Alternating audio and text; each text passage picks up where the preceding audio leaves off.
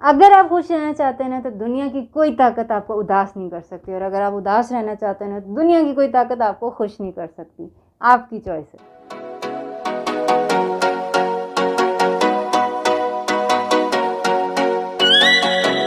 अस्सलामुअलैकुम वरहमतुल्लाहि वबरकातुहू। हीलिंग हिजामा क्लिनिक से मैं डॉक्टर असमा महमूद हूँ। और अभी कुछ ही दिन पहले मैंने हल्दी का हलवा बनाना सिखाया था कि किस तरह मेरी वालदा ने वो हलवा खाया और उनके जोड़ दर्द बिल्कुल ठीक हो गए। तो बहुत से लोग कहने लगे कि देखें, हल्दी का हलवा सर्दियों में तो खाया जा सकता है लेकिन गर्मियों में नहीं खाया जा सकता, गर्मियों में हम हल्दी कैसे खाएं। तो ये आज मैं आपको आइसक्रीम बनाने लगी हूँ ना, ये तरीका है हल्दी को गर्मियों में खाने का। आइसक्रीम बना लें आप हल्दी की। और हमारी इस आइसक्रीम में ना सिर्फ हल्दी नहीं है, एक और सीक्रेट इंग्रेडिएंट है जिसकी वजह से मूड बहुत अच्छा हो जाता है। जो लोग नाराज रहते हैं ना, उनकी अखलाकी हालत अच्छी नहीं है ना, उनके लिए आइसक्रीम ज़रूर बनाएं। ये मैं आपको बताती हूँ ये इंग्रेडिएंट क्या है। पहले ऐसा करें, जल्दी से हमारा चैनल सब्सक्राइब कर लें और साथ दिए के बेल के आइकन के ऊपर भी क्लिक कर लें। अगर आप चाहते हैं कि दवाइयों से आपकी जान छूट जाए और मज़े मज़े के खानों से ही आपकी बीमारियों का इलाज हो जाए। क्योंकि हूँ तो मैं मेडिकल डॉक्टर, लेकिन दिल मेरा यही चाहता है कि गोलियां टीके ना लगाना पड़े और खाने से इलाज हो जाए। तो हमारी इस मज़ेदार एंटी डिप्रेसेंट आइसक्रीम के लिए ना मैंने पाव हल्दी ली है, जिसको मैंने धो के साफ़ कर लिया। अब छोटे छोटे पीस करके मैं इसको पीस रही हूँ। पीसने के लिए मैं इसके साथ दूध का इस्तेमाल कर रही हूँ। कोकोनट मिल्क मैं यूज़ कर रही हूँ क्योंकि मैं इसको डेयरी फ्री रखना चाहती हूँ। जो लोग कीटो कर रहे हैं वो भी कोकोनट मिल्क ऐड करें।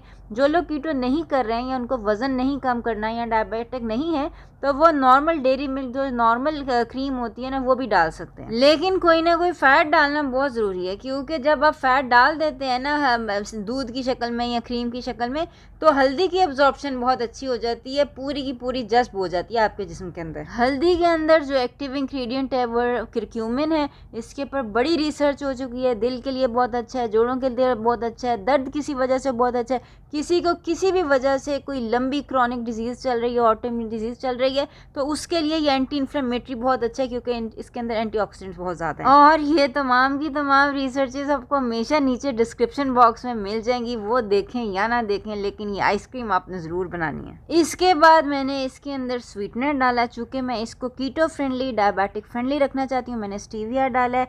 अगर आपको शुगर का मसला नहीं है, वेट लूज़ नहीं करना चाहते, तो तब आप राब डालें, मोलासेस डालें। क्योंकि ये बात मैं बड़ी दफ़ा बता चुकी हूँ कि तमाम स्वीटनर्स के अंदर सबसे ज़्यादा एंटीऑक्सीडेंट्स होते हैं डेट शुगर में नंबर 1, और नंबर 2 होते हैं मोलासेस के अंदर, यानी कि राब के अंदर। राब घर में कैसे बना सकते हैं ये भी मैंने बताया है। ये ना आपको चैनल सब्सक्राइब करना पड़ेगा ये सारी अच्छी अच्छी वीडियोस देखने के लिए। बहरहाल जो भी आपका मनपसंद स्वीटनर है ना, वो आपने थोड़ा सा ज़्यादा डालना है। उसकी वजह यह है कि आइसक्रीम तो ठंडी और मीठी अच्छी लगती है। तो आपने इसके बाद इसके अंदर डालना है कोई भी बटर। मैं इसके अंदर डाल रही हूँ तहीना। तहीना बेसिकली सेसमी सीड होता है, तिल का बटर होता है। ये भी जोड़ों के लिए इंतहाई मुफीद बटर है, ठीक है। आप चाहें तो पीनट बटर भी डाल सकते हैं कीटो फ्रेंडली रखने के लिए, और इसको अगर आप वेट लूज़ करना चाहते हैं उसके लिए। छोटे बच्चों की नशोनुमा और बुजुर्गों के लिए भी पीनट बटर भी बहुत अच्छा है और तहीनी बटर भी बहुत अच्छा। बस ये देख लेंगे इसके अंदर कोई वेजिटेबल ऑयल्स ना हो और कोई शुगर्स वगैरह ना, वो ना। इसके बाद ही हमारा आज का स्टार इंग्रेडिएंट है, जिसकी वजह से मूड स्टेबलाइज हो जाएगा, खुशी पैदा हो जाएगी, और वो है अश्वगंधा, ठीक है। अश्वगंधा गोरी इसको उर्दू में कहते हैं।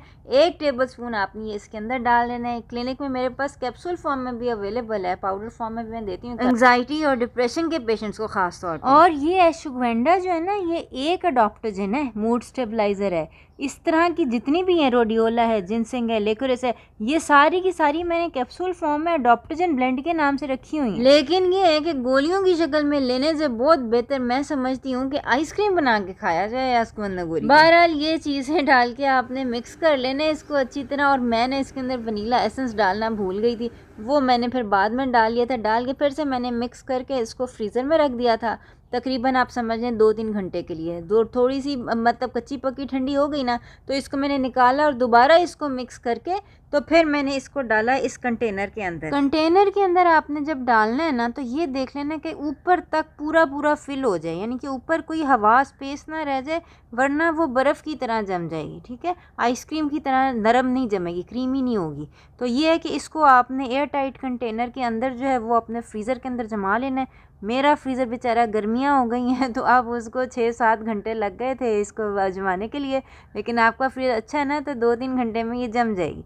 तो उसके बाद आपने इसको स्कूप करना है। ये आप देख सकते हैं कितने प्यारे तरीके से ये स्कूप आ रही है, क्रीमी है, कलर इसका कितना प्यारा है और आपको आइडिया नहीं है कि ये मज़ेदार कितनी है। ये जानने के लिए तो आपको ये बनानी पड़ेगी। और अगर ख़ास तौर पे आपके घर में कोई ऐसे लोग हैं ना जो डिप्रेशन का शिकार है, एंग्जाइटी है, उनको नौकरी नहीं मिल रही, किसी से लड़ाई हो गई है, जो सासें हैं वो अपनी बहू के लिए और जो बहू हैं वो अपनी सासों के लिए, जो मियाँ हैं वो अपनी बीवियों के लिए और जो बीवी हैं वो अपने मियाँ के लिए कि आइसक्रीम ज़रूर बनाएं। खुश रहना चाहते हैं ना तो माफ़ कर दें, बुराई का जवाब अच्छाई से दें। और अगर अगला बंदा खुश नहीं भी होता ना तो आपका दिल खुश और मुतमईन होगा कि आपने एक बहुत अच्छा काम किया। तो ये आपने मुझे बनाना, नीचे कमेंट्स में बताना है कैसी लगी। अपना बहुत बहुत ख्याल रखिएगा, खुश रहिएगा। आइंदा मुलाकात होती है। अस्सलाम वालेकुम वरहमतुल्लाहि वबरकातुहू।